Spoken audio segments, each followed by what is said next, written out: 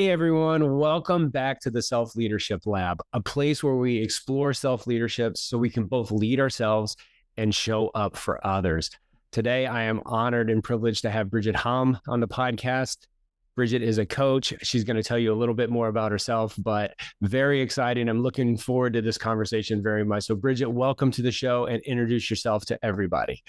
Yeah, thanks for having me, Bobby. Well, a couple of the quick titles. I am a business strategist and life coach, motivational speaker, best-selling author. I'm also a wife, a mom of three savages. I'm three sweet children, three sweet boys, and I'm a part of the nonprofit called the Christ Center Business Owner, and also a part of something called Recovery Church Movement. Oh, right. Well, fantastic. So I know you got a lot of going on. And when we've talked a couple of times before this, which is a little different than most podcasts I have. So I know a little more about you than everyone else. But one of your biggest things is mindset. And would you like to just talk a little bit about mindset, and then we can get into some of your methodology on that and how you coach that? Absolutely. I always say mindset's the number one problem and the number one solution for everyone, whether you're an employee, entrepreneur, a CEO, CIO, whatever situation, circumstance, or work environment you're in, mindset is always the number one problem, number one solution. So I always say you want to first off starts with deciding you're going to show up well and authentically every day, and then the number two focus is to empower the person in front of you no matter what. And those are the two simplest ways that I can define the attitude, the mindset, your overall perspective of how you should show up each day to make sure that it is a great day and you show up well and authentically. Yeah. Do you have any tips on showing up well and authentically that people can use? Because I know a lot of times we all want to be well, and authentic is one of these words that's used a lot in the culture today, but I personally don't think it has a lot of meaning to someone. So what does that mean to you? And give us a couple of tips on that. It comes down to one simple question. And I actually tell my high schooler this every single day when I drop him off at high school. And he's probably sick of me saying it. I say, decide who you will be today. Who do you want to be today? And it just gets you very dialed in and present, to not think about how you were yesterday and all the sabotaged ways of thinking, being, and doing you had, or about the tomorrows, because tomorrow may never come, but decide who you will be today. Who do you want to be today? Yeah, yeah. And then if your day starts off wrong, I tell people you can change it any second, any minute. You don't have to wait for tomorrow a lot of times. And I know you're not saying that either, but it's really one of these things where, you talk about changing your state. Well, just saying, hey, I'm a little grumpy. I'm not going to be grumpy next minute, next hour, next second, whatever it is. Just that little bump of mental cognition there, I found helped me along the way. Do you find something like that that's similar in your work? Absolutely. And we all say we don't want to have a bad day, right? We all come off the weekend and say, I don't want to feel this way. I don't want to feel like, man, I missed the weekend. And we all want to start off feeling really good about the week or whatever our day is. And we all want to know how to shift our state, which is a sign of emotional intelligence. And I always talk about the 4 components of emotional intelligence. And I'm actually going to give a strategy after this to get to that state shifting ability. But the 4 components of emotional intelligence are self-awareness, self-regulation, self-direction, and self-actualization. And while we say we want to shift our state, many of us don't know how to do that, because when we keep it in our minds, it's cyclical. It just goes around and around and around and forms like a hurricane in your head. So we have to go into a linear activity, which I like to call the brain dump. So if you ever want to shift your state, you get a pen and paper and set a timer and just write anything that comes out of your head onto the paper. And that is something that I actually tell everyone that I talk to utilize. It's just a simple exercise. It helps you to shift your state, to get out of your head, put all of that out on paper, and then just become intentional with how you want to show up the rest of the day. So if you're transitioning between roles and goals, like we all have our different roles that we get to play in our life, a husband, wife, business owner, operator, etc., then if you just do a quick 2-minute brain dump, you'll be able to shift states faster, get out of your feelings faster, and, well, get to be the person that you want to be today. Mm. That's a great tip, and I'm definitely going to try it too next time, because a lot of times so many of our thoughts are all about the negative, right? And when you change your state, even when you try to, like, let's say you do some jumping jacks or push-ups or whatever you do to kind of get yourself moving or whatever, you're still dwelling on what was, or what you don't like, or what you need to change. Whereas if you can just focus on what you're gonna do, what you're being at this moment, because that's all you can control, right? You can't correct your past, and you can't predict the future. So I guess getting that out of your, it would be interesting, because I'm sure in this exercise you've seen people write negative thoughts and not self-actualizing, or doing what self-direction. I mean, they might be doing the opposite when they write, but I guess it brings awareness to them to change that, so they can become aware over time. Well, with the brain dump, it's not you not only become aware of how you would show up your entire day if you didn't pause with a purpose and give yourself the opportunity to acknowledge that, but you also get to decide based on how you're showing up if you want to continue that cycle. I also link it with another exercise called hire and fire the right mental team, because yes, we're constantly writing down negative thoughts and emotions, and we need to shift them into the positive, because, well, this can go on a whole nother train of thought talking about positive energy and negative energy. But whichever one we are perpetuating and embodying, we attract. And it's very simple. It doesn't have to be going into the next level of talking about universal energy and universal laws and truths. But it's very simple. If you have a person who looks grumpy, and let's say you're going to drop something off at the UPS store on your lunch break, and that person doesn't make eye contact. They don't even say, hello, how are you? And you're standing there at the counter expecting good customer service, right? And you may not be on the other end of that. You may be the person be like all up in your thoughts, and you're like, yeah, there's just a person, you're going through the motions. They're giving you an energetic exchange, and your energy responds to that. You naturally start feeling negative based on the lack of eye contact, the lack of salutations, the lack of anything. Now let's go to the other end of that. I worked at Starbucks in college. That was one of my previous careers, and I really enjoyed it, actually. You get a free pound of coffee a week. Phenomenal. Just furthers the addiction. So when I was there, they were always telling us, be empowering, create those empowered client interactions. The culture is, that's going to create that ripple effect of people who want to come back. See, it's not just about good coffee or a good product, message, or service. It's about how people show up energetically. We were always smiling. We were always happy. And guess what? People mirrored that. They reciprocated that. They were nicer. They took action and tipped more, right? And so people generally mirror the energy that is coming at them. But high emotional intelligence dictates that you can decide to either receive that energy or become the empowerment generator, as I like to call it, and communicate back with positive energy everywhere you go, no matter what the interaction is. No, I like that. A lot of times I will go into a bank, and I know it's a foreign concept to most listeners now, because most people, everything's done online or on your phone or whatever. But the bank is like the most friendly place in the world. I've never been in a bank and a teller has been like negative or angry. It's not like going into DMV, and I live in Northern Virginia. There's not a lot of kindness, and you say you go into Starbucks, people are empowering. Well, they need to learn that lesson here, maybe, or relearn it, because it's so often where I live, you don't get a lot of that. But then you can choose to be that, like you said, empower the person in front of you. I know this is the second point that you said, but I heard someone say one time that the most important person in the world is the person that's right in front of you right now. And what a beautiful concept, right? Because if you think that way, now they're not the most important person. Like, you're in front of me now, I'm married, whatever. My wife would kill me if I said you were the most important person, and your children and all these things for you, I'm not either. But right now, at this moment, you are the only person in front of me. So I can choose how this relationship goes, how this interaction goes. And it not only it helps me with my positivity, but it can help you as well. It can empower you. Let's say you are having a bad day. Well, maybe you see a smile from me, or a friendly, salutation, and it changes your whole world. I'm talking too much, but what are your thoughts on that?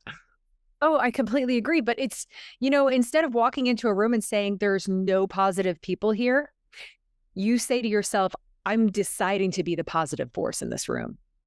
Right. I like that. It's very civil. So you shift from, in our culture right now, we have a lot of expectations just always about other people, other people's actions, other people's attitudes, what other people say, if we all shifted to self-expectations, like I expect to show up well and authentically and empower the person in front of me no matter what. I expect to be the positive influence, and it doesn't matter if everyone else is negative. How other people show up has no bearings on how I decide to be today, on who I decide to be today. And so if we shift our expectations from, instead of living under the influence of circumstances, environments, situations, and negative headspace, we decide to become the influence in our day. What would our world look like if we decided to become the influence in all of our interactions and empower, inspire, educate, and equip people? What would it look like? What would our culture look like? What would our interactions look like? It would be mind-boggling to see what positive benefit that would have, because you're so right. You go into a room and it's solemn and stressful. Most times you pick that up and then you can easily become that. But like, I've found it in the last few months, when I go into a room, before I get there, I say, hey, this is who I'm going to be. And sometimes it's energetic Bobby. Sometimes it's, pensive Bobby, or whatever it is. If I walk in that room and know that that's what I'm going to be at that time, that can change too. Like, you can go and read the room, right? Everyone says, read the room. Well, be that light in a room, be that love, be that encouragement, be that empowerment to other people. That's a fantastic tip for everyone. And it ties right into self-leadership, right? Because if you go into a room and it's down and negative and you allow that to become you're not leading yourself. You're letting others lead you, or others influence you. And why would you want to, to do that? I mean, would you do that to someone else, right? It's a beautiful concept though. So thanks for sharing that. Your number one decision today is decide who you will be today. But that means you have to take ownership of your headspace. So going back to the elite mindset, there's a couple of things that you want to master. Number one, you want to master the ownership of the one thought process. The one thought process is your mind can only focus on one thing at a time. And how many times have you gone through your day, probably hundreds of times, where you go, oh, I have to do this for the kids. I have to do this for my spouse. I have to do this for my boss. I have to do this for my never-ending to-do list as an entrepreneur. I have to do all of these things as the CEO. I have to, talk to all these people. I have the never-ending to-do list, which doesn't end until you're dead or you have no opportunities, right? And then you try to carry all of those intentions in your mind. So you end up feeling overwhelmed, dissatisfied with anything, because you can't conquer all of those activities at once. And then you're really not sure what to do next. And for entrepreneurs, I talk about prioritizing profit as a part of your day, prioritizing your time, always giving yourself hours of operations to be intentional, to prioritize profit, and then also honoring your roles for your mindset and where you put that into categories for your day. And so mastering the one thought process means that you have to also intentionally move into the understanding of what delegation looks like for your day. And delegation isn't only the who to delegate to. I love the book by Dan Sullivan, Who Not How. Have you ever read it? Oh, yeah. I love that book. Amazing. But the other two components of delegation, especially for business owners, is delegation. I call it deservability delegation. You delegate to people, paper, and processes. And every single day, there are 3 activities that you can delegate to people, paper, and process. For example, I use my Google Calendar for everything. That's where my brain lives, as well as an app called Notion. And so every second thought I have, I delegate it. I either delegate it to my assistant, I delegate it to a future project in Notion, I delegate it to a list for to do today, or I delegate it to a list in 2027. But I always am very clear on practicing deservability delegation so that I can be present, like we just talked about, being present and intentional with who you're going to be today, but how you're going to do it, how you're going to get to your future successful self, how you're going to scale your business, how you're going to serve the people around you, and how you're going to monetize your influence faster and better. Can you walk me through a specific example of the one thought, like to put you on the spot, but like when you say you live your day with one thought, so what would be a day in the life for you in that regards? So it means you and I are here. You're the only person that exists on this planet right now. Right. That's it. Everyone else is gone. They don't exist. This interaction is the only interaction I'm going to have today.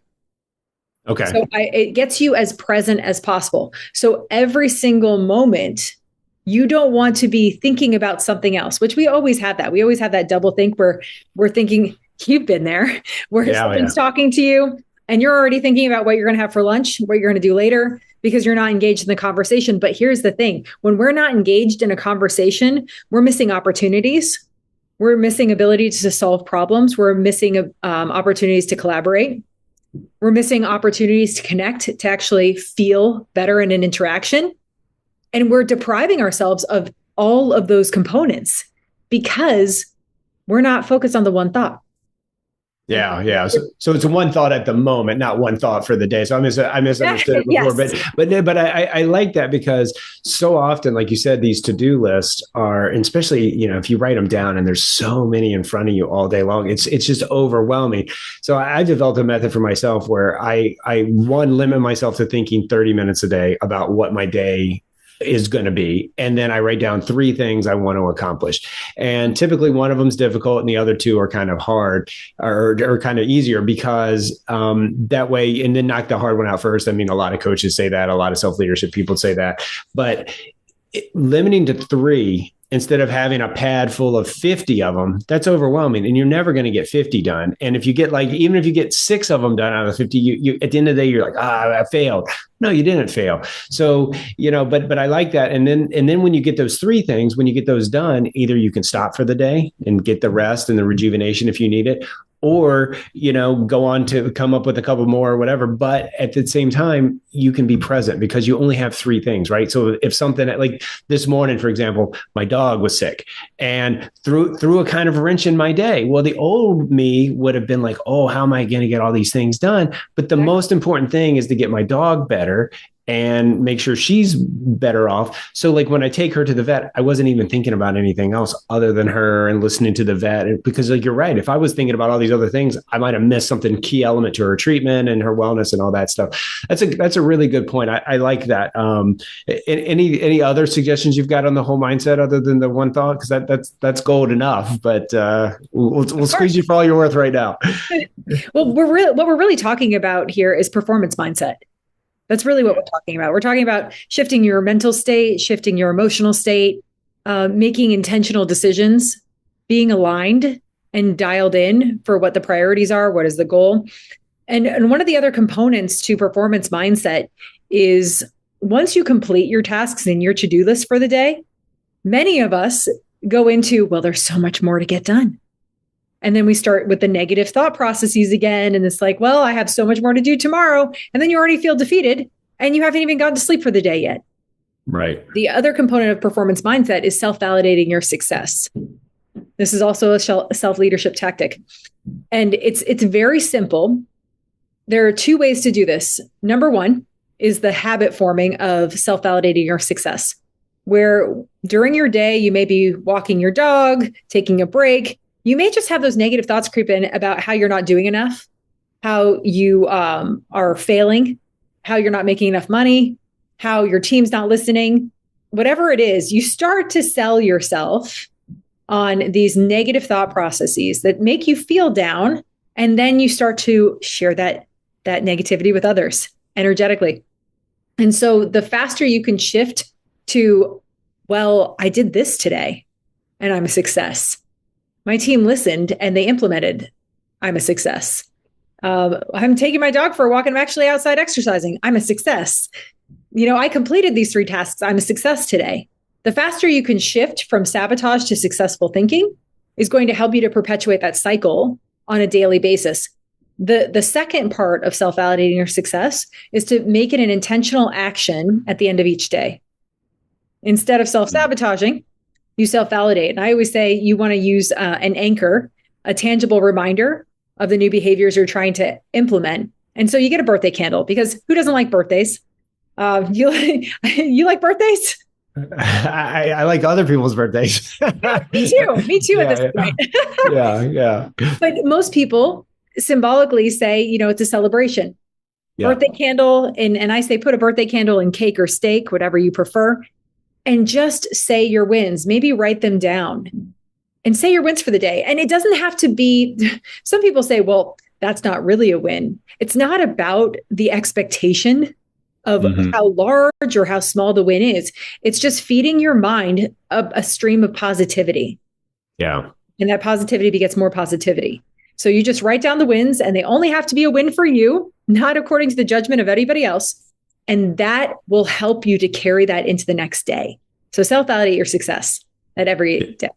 Yeah. Yeah. No, that's been so critical in my development and getting out of depression, is because, a lot of people like to talk about celebrating wins, and they make a big deal. And when you're kind of a high achiever or someone's doing a lot, and you see people stopping because, I don't know, they passed a math test. I mean, isn't that like expected of you or something? But you don't know the struggles of that person. So that's a little deceiving too, to feed off that. But I had a big problem myself celebrating wins. So that's why limiting to the 3 main tasks a day, it's very easy. You're like, man, I did the 3. And sometimes it's 4, sometimes it's 5. But that little small thing, like, hey, because it's so many times prior to this change, I would go to sleep at night and, man, I'm a failure. Well, no, I did, I might have done, like I said, 8 out of 50 things. That's a lot of work done, a lot of achievement. But then me telling myself I'm a failure, I wake up the next morning and that thought is there. It's ruminating in my body all night. But just simply, even if it's just saying a simple prayer or simple mantra at the end of the day, like I like to end the day that this is the day the Lord made and I was able to rejoice in it. It's very simple. And you can start the day with the opposite. This is the day the Lord has made. I will rejoice in it. So it's little things like that brings you out of yourself into the greater, world that we live in, and then shows you that there is hope and there is positivity. And just waking up every day, like what a win that is. Like, how many bacteria and infections and diseases that are coming after us all over the place. Trees falling, all these things. Just the fact that we get another day is a win in of itself. And I encourage everyone listening, if that's what you need to start with things like that, because then you're going to build and you're going to see little things. Maybe you go to this UPS store at lunch and you smile at someone. Well, that's a win, because you don't know what you did to that person's day. You don't know if you changed them on a trajectory. You probably changed yourself a lot too in the process. So take accountability of that. Exactly. And I actually want to touch on what you were talking about, and I'm going to take a deeper dive into mindset, because what you said about when you shift your script to yourself, this is the day the Lord has made, right? I was rejoicing and I was glad. Those are actually timely moves to make when you're about to go to sleep and when you wake up, is when your subconscious mind is the most open to receiving new information. Mm-hmm. We call it the reticular activating system. That's the fun scientific phrase. The reticular activating system. It's literally, I like to describe things as this. So because I do a lot of sales trainings for companies and with entrepreneurs, and I love sales. It's serving others with solutions and helping people solve their problems faster. And I always say, you're your number one client. You buy everything you sell yourself today. and your sales pitch to yourself is your thoughts, words, actions, and emotions. And your conscious mind is your salesperson. The sales pitch is your thoughts, words, actions, and emotions. And then the client is your subconscious mind, who buys everything the conscious mind is selling. And so the subconscious mind, the reticular activating system, takes everything, collects all the information that you've sold yourself each day, and puts that into a program. And that program actually puts you on a moving sidewalk towards a destination. I like to use the silly example of Netflix. If you watch a lot of Netflix, in probably a couple of months, you've told all your friends about the certain shows and episodes to watch and the seasons to watch. You've probably become an expert on Netflix. You've probably sold a couple of subscriptions, and you probably gained about 10 pounds with how much Netflix you're watching. But your brain got you on a track, and you continued it, and you perpetuated that cycle with everybody else around you. That's just how our brains work. So when you learn how to reprogram your subconscious mind from a conscious standpoint of changing your sales pitch, your thoughts, words, actions, and emotions, you can actually be anyone. You can get to the destination of success, scalability, profitability, whatever you want to go to, because you understand how to reprogram. And so if you can reprogram first thing in the morning, within 30 minutes when you wake up, and the last 30 minutes when you fall asleep, with all of the amazing things you want to accomplish in life, you'll be on your way. Yeah, no, it is powerful what a transformation that's had in my life. And we all know from the science too, when you sleep, you internalize things from the day, you come up with new ideas, you kind of synthesize things.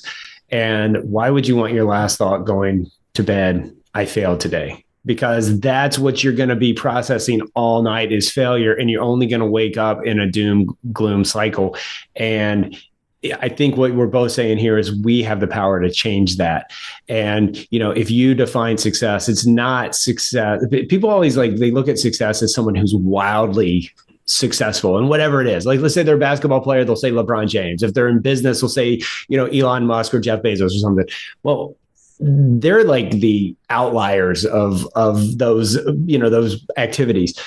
Like define your own success. And it might change over time, and it should change over time, because again, we always sell ourselves short. I like what you said. You're selling it, or you're buying everything that you're selling. That's a great way to think about it. Like, would you want to sell what you're thinking to someone else? I mean, I've never thought of it in that way before, but I know 5 years ago, I would never want you to buy what was going on in my head, because I didn't want it.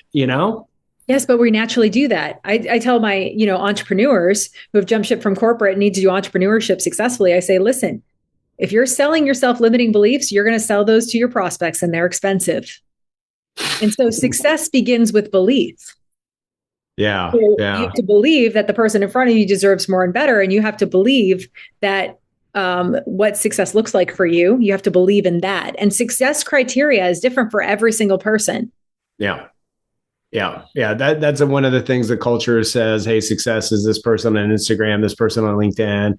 Well, maybe you don't want any of those things. So stop. Don't sell yourself that that's what you want. Be able to say, okay, well, good for that person, and celebrate others too. That's another thing I think that we don't do very well. And I think it's damaging to our own mindsets is we disparage others. I hear all the time, like, why does that person need that much money? Well, why don't you celebrate what they've done? Because most businesses are, like you said, are providing a goods or services people want. They're selling solutions. They're selling, I don't know, conveniences to people. And most of them are doing it in the right intent. Now, I know there's a lot of disagreement, the dogma, depending on what you believe and don't believe. But at the end of the day, most people's hearts are in the right place. I want to believe. Do you have thoughts on that? About celebrating success, not about if most people are in the right place. I don't want to put you that far on the spot. No, I believe that I actually do believe that most people have good intentions. I think that's very fair to say. Yeah. Because it doesn't feel good to have bad intentions. It actually starts to corrode us internally. I mean, even cancer institutes will say that unforgiveness is linked to various situations with cancerous cells. We are very, very connected. The other component where we get so trapped in our feelings and our emotional states is because we go from doing to distracted. And, I also fall victim to this sometimes. I'm sure we all do at the scroll, fall victim to the scroll. Oh, yeah. But it doesn't make you happy. And I continuously remind my kids, because my kids are young right now, so I don't have a lot of time to be distracted. I'm very intentional. And it's actually a big blessing to have my children, because they are such a sense of, I guess, such joy and frustration from having them. And that's the truth. Anyone who's a parent knows this. And also the most growth, because when you experience the most growth, you experience the most joy too. And so what I would say is that we go from living in states of doing to distracted, and then we don't give ourselves that space to grow the beingness, which is where we're happy. C.S. Lewis talks about, the ordinary is the extraordinary. That's why we follow all these reels on TikTok, where people are just doing things like feeding their dog food, or people are just showing pictures of their growing families, or people are just showing why they're mowing the lawn and saying nice thoughts that were in their heads. The extraordinary is in the ordinary. And right.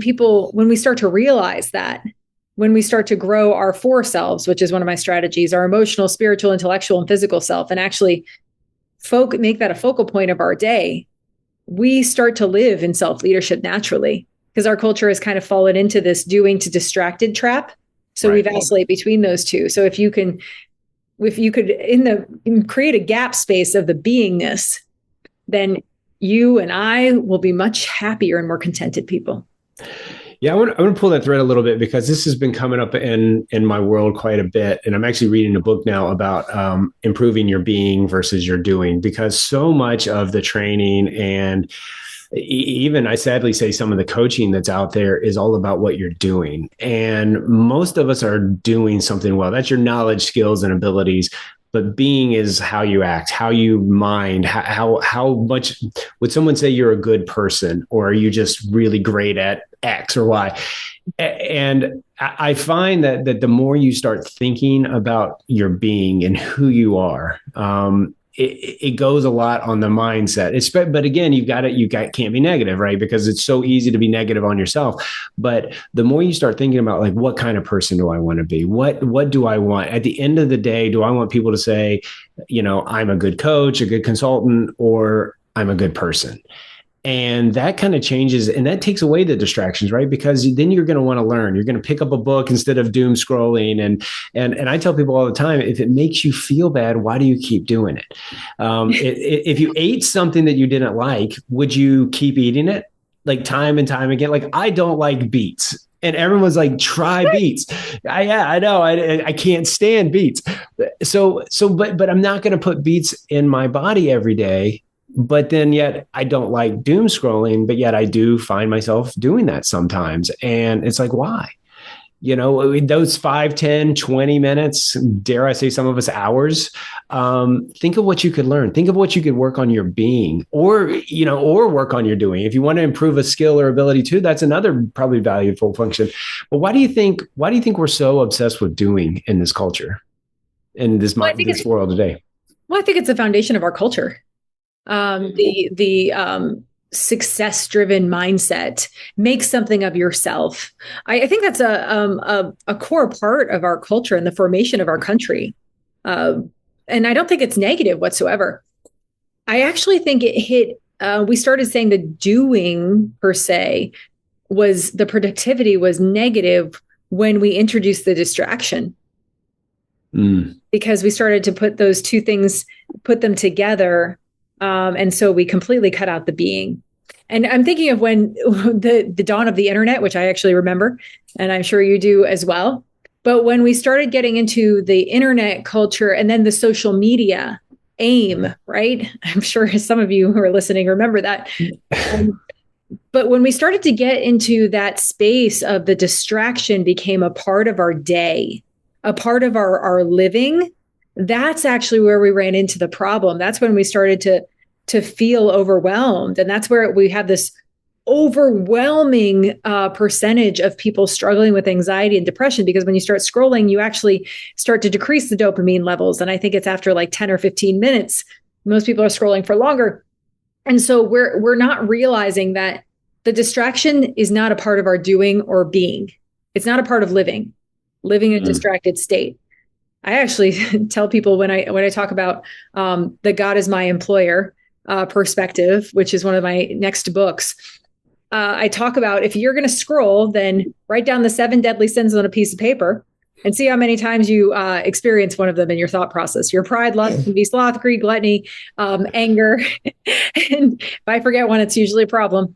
But and I say, go through that and see how many times you say, oh, I wish I was that pretty, or I wish I was that successful, or and see how you're constantly selling yourself that you're less than and not worthy and your life is not good enough. And so we're cutting out that being part of growth. And I see that from teenagers who are constantly in the state of distraction. They're actually lowering their development. And that's why we have a lot of 25-year-olds who are still in the state of 15-year-olds. Because they're still trying to look for a job or a purpose, or because we've actually haven't prevented them from living in a distracted culture, a distracted state. And so they've lost a whole decade of development because of it. Yeah, I mean, the distraction has become doing, right? And like, because you said it, I'm old enough. Like, I started college, I didn't even need a computer. So that's how old I'm at 47. You think that's not that old, but like when you tell like someone that's going to school now that you didn't even have a computer, didn't need one when I went to college quarter century ago now, but still I often remember times as a child where I would say I was bored. Because you didn't have any stimulus, you didn't have anything. Well, what did you do? You found something to be unbored. It might be something creative. It might be some exercise, go see if your next door neighbor would come out and play or whatever. And I think we're missing that. So as an adult, like, what are we going to do when we're bored? Like, when's the last time you've been bored? Well, I have 3 children and travel soccer and three Right. endeavors all the time. Bored is really not typically a word, but it's because we developed that part of our cognitive abilities. We developed that. When we were bored, it forced us to problem solve. It forced us to interact and go seek out other people. And so we have to create that. And that's actually the next step in the Bridge to Freedom coaching experience is helping companies to do that, to problem solve more effectively through the prop method, because we're needing that disruption again in our culture. We're lacking that cognitive ability. We need, especially with the onset of AI, where we're having even more tools do our thinking for us. And while we're still becoming emotionally driven, and we have these disjointed thoughts and parts and processes, and we're trying to be more productive, we get caught in those traps of doing or distraction. So the prop method is actually going to be the answer for many companies who are struggling with this cultural dissension that we're all going through, because it's also in the workplace. We have people having conversations and they're not connecting. We have people trying to solve problems and create new products and be more innovative, but they don't streamline the thought process. Yeah. So you mentioned the prop method, and I know prior to this you said you want to introduce it. So tell the people a little bit about what that is. And I know this is a little kind of off topic from the mindset. I mean, it probably relates to it, but go ahead and say that, and then we'll also go back to your book that you're writing, the books that you got coming out too. Don't let me forget before we end the show, because I want to get those out for people as well. But go ahead with the prop method. So the prop method originated from actually my business partner Scott, as part of the Axiom Group. It originated from 200 brainstorming sessions with Fortune 500 companies, and helping companies to streamline their methodology and how they're going to solve problems as a company, as a culture, to create an innovative culture. Because everyone gets stuck in the productivity trap. If you did all these things, then we're successful. But wait, why isn't it generating a profit? Why are we still having team conflict? Why are we having these millions of meetings that aren't generating actual profitable ideas? And so the prop method is very simple. Number one, it's a rigorous problem definition, right? You really have to define the problem, because most people and companies are trying to solve the wrong problem, right? And then number two is stimulating ideas, out of the box ideas. And sometimes you use analogies, what if questions, just to get people thinking differently.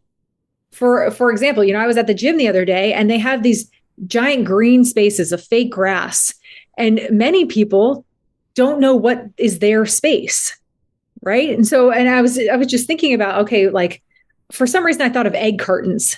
And like every egg has its little space where one egg is supposed to be. What if we created like an egg cartons type graph on the grass that people knew what their space was? That would actually help more people to implement and use the space in the gym. And then there might be 5 people there now. There could be 10 people there, and it'd be better utilized space. So that's like the analogies part of this the prop method process. And then lastly, it's just refining these ideas. What is going to give us better solution discovery? So that is the prop method in a nutshell, which I'm working on with leaders and teams to help them to get on the same page with how they're solving problems faster and more effectively. Yeah, no, that's a fantastic approach. And don't be parsing off the green space, because that's where like you can pull the sled, push the sled. And then if it starts getting crowded with people doing like weird stuff, they could be doing it in the mats or something. I'm going to have a problem with that, because, I like that open area that no one wants to, but I know what you mean. In a corporation, you don't want the green space. You want people to have a place. There's the good to great, right person on the right seat kind of mentality. But that's so true to how you do business, and then tying it together to your profitability and all the work that you're doing. Because someone told me one time, you can be busy or you can be profitable, but rarely can you be both. And I don't know if that's true or not, but it's one of those things that's stuck in my head and I've thought about it for a long time. But I think that's really what it is. In business, a lot of times it's easy to become busy because you can, like, I've done a lot of government work in my life. And I tell people all the time, if you have nothing to do, just walk around with a bunch of papers in your hands and people will think you're busy, right? Instead of just sitting in your queue waiting for something to come up, just walk around. But I'm all joking on the side, being busy a lot of times I think stands in the way of profitability. And I'm speaking from my own personal experience and things that I work through all the time, because it's easy to sit in this chair all day long. But if I sit here all day long, I can't go out in the business world. I can't make the connections. I can't be profitable because just thinking isn't doing, right. Exactly. But we actually need to be, we're shifting from the entrepreneur mindset to the corporate mindset, the team building mindset, and innovative mindset.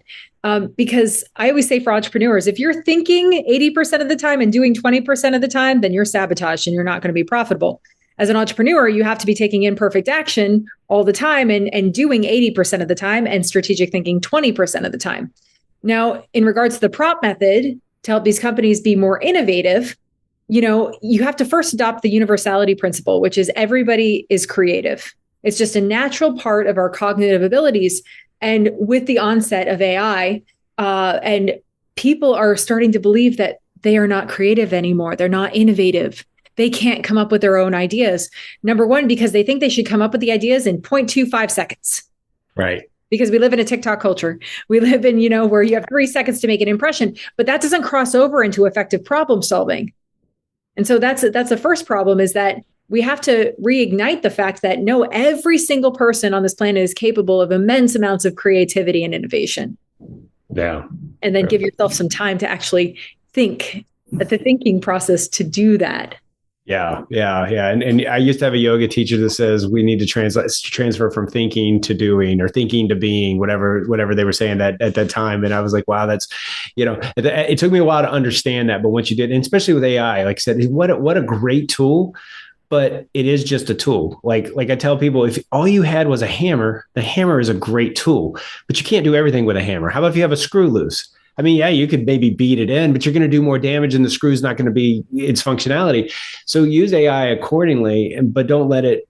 I kind of understand it because I observe it everywhere, but so many people just plug something into AI and just take it at face value. Well, use the AI as a research. Someone said that now we have 95% of all the information in the world at our fingertips. Well, I like to say, what are you going to do with this information, right? Don't let AI influence your or take away from your creativity. Let it augment your creativity. And then, of course, integrating with other people. So the prop method is something that people will put in the show notes. I think you said you have or will have a place people can go for that. Absolutely. The book is going to be out in February. Okay. Yeah, that's your next book. Okay. And then your book after that is God is My Employer. Do I have it right? You do. And then the first book that we haven't even talked about, which has the law of deservability, is called Stuck on Ready. And anyone can get that stuckonready.com. Stuckonready.com. Okay. And so then the prop method and God is My Employer, you said it's coming out in the fall of, yes. Or fall, winter next, this 2026. Yes, oh, wow. sir. Wow. That's awesome. I like that God is your employer, because the same person that said the person in front of you is the most important person in the world also has a saying when he gives speeches is, who do you work for? And the answer isn't Microsoft or, any other company. It's I work for God. I mean, that, of course, if you're a believer, you believe that. But when you put that in perspective, what a mindset shift that is too, right? It's like you don't work for anyone but the higher power, the God. And then I think that transfers into everything. I know not everyone is a believer in that way, but I know I certainly am. And I think that concept. So God is employer, tell us a little bit about it. I know we got to wait, 9 months for it or however long to get it, but tell us a little bit about that. Well, it's about doing business in his economy. Yep. It's knowing how to navigate social media in such a way where you're empowering, inspiring, educating, and equipping people. It's knowing how to step into your true leadership role, how to really build an empowering culture with a team. And I talk about the mindset. I talk about money mindset, because that's a huge part of this new way of thinking, being, and doing with God as your employer. And actually, I made the whole program available. I already created the program. It's a 6-week self-paced on-demand program. And I will give you the link in the show notes so that you can share that with anyone who'd like to adopt this mentality. Oh, that's fantastic. That's awesome. So you got so much going on, and you don't have time to be distracted. So I understand why you're honing in on this. But I do think that that's like another thing too is if people find purpose and their meaning in life, as you have with all these projects, you're gonna naturally just find that you have less time to be distracted. Because I have people tell me all the time, how do you do what you do in a day? And I still feel like I have more free time than probably I deserve at a lot of times. But because once you get into that groove and you find that work that matters to you, I think one, you're more efficient, but two, you do avoid all the distractions. You do have that one thought mindset that you talked about earlier. Well, Anyway, and also, it's the mindset. It's not, the mindset is not, I want to create these books. The mindset is not, I want to create these programs. The mindset is not, I want to make more money so that I can have a better lifestyle. That's not even close to the law of deservability, as I talk about in Stuck on Ready. It's actually, I just see so many problems that can be addressed better. And I believe that you deserve to have more and better. mm-hmm. And I have a framework, a mindset, a shift that you can experience that will help you to get there. Yeah. And so really that's the driving force. That's the why beneath the why. I know that a book can get into the hands of millions more people than I can have a conversation with. And so the mentalities that to equip people with more and better, which is the ultimate goal, is really the motivating force behind this. Yes. Do I want to be up late writing books? No, I actually don't. I like to sleep, contrary to popular belief, but this is just, it becomes almost, it's almost like a compassionate compulsion of just like the world deserves more salt and light. The world deserves to have a happier life, to have a romance with life, to be able to do life and business on their terms, to have a clear message, to have better interactions. And that's really the driving force behind any business. When they really adopt those principles and that mindset, that's what transforms the culture, but also transforms each one of us. Wow. That is a beautiful sentiment there. And I applaud you for doing that. And I know how it is when you write your first book, you want to write another one. And I went into it with the same thing. It's like, look, these are lessons I learned. I don't want anyone else to make the same mistakes that I did. And that's truly why I write. And that's why I'm writing my next one. And why I've got the next 3 or 4 planned out, because these are all things that I observe in society and through what I talk to people. But, without that purpose and meaning, then what would keep you going? What would keep you inspired? A lot of people love to say motivation. I hate motivation, as everyone knows on the show, because motivation is it's temporary at best, or it's what I believe someone else wants from me. And I know right now that my path is, hey, I want people to live a better lives as you do with these methods and books. And so, I'm excited about them. I'll definitely read them and promote them. I'll use that as my Netflix promotion thing that you said earlier. When I find books that I like, I tell people, and I think people are really, I was in a networking group last year, and they'd always say, hey, if there was nothing else to talk about, they'd be like, Bobby, tell us a few books to read this, because again, once you read books, and that's what I love about this show, and that's what the whole purpose of this is I bring people like you that most people would probably never hear or run into, because like I said, the world's super saturated with all the things out there, but we can learn from you and your methods. And, I've learned a lot today, and I appreciate you coming on. And I applaud you. So we'll look forward to those books. We'll put all the information in the show notes, and reach out to Bridget, reach out to me if you need to find it, because this stuff is good. And this is what better use of your time than scrolling, the doom scrolling. Pick up a book and read. That's my new thing. I tell anyone, if there's like, do you have any suggestion? I'm like, read more. Yeah. Right. Exactly. And it doesn't even have to be my book, but read Bridget's book and then read my book later on, or whatever. But well, I know we're running up against the time here. I'm going to give you the last word. Anything you want to do to put a bow on this and encourage the listeners going forward this week? Decide who you will be today, and you'll never be disappointed another day in your life. Man, I love that. Well, Bridget, thanks again for coming on. Thank you for giving your time to us today. For all you listening, I'm Bobby. Until next time, keep leading yourself. Decide, as Bridget said, decide who you're going to be today, and lead yourself intentionally in that way, and observe how you're able to show up, be more present for others. Thank you all for listening. God bless everybody.